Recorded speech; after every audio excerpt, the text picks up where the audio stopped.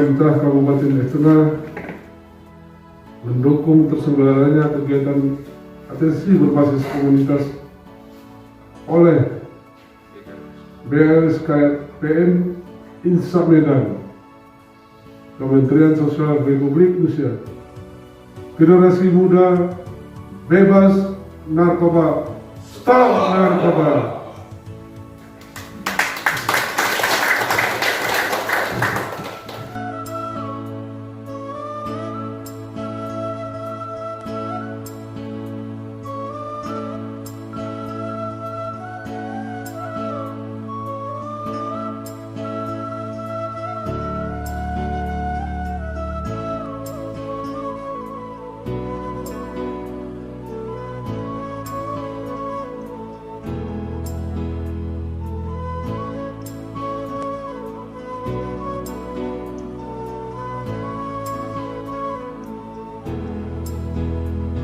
Dengan mengucapkan Bismillahirrahmanirrahim, kegiatan asistensi rehabilitasi sosial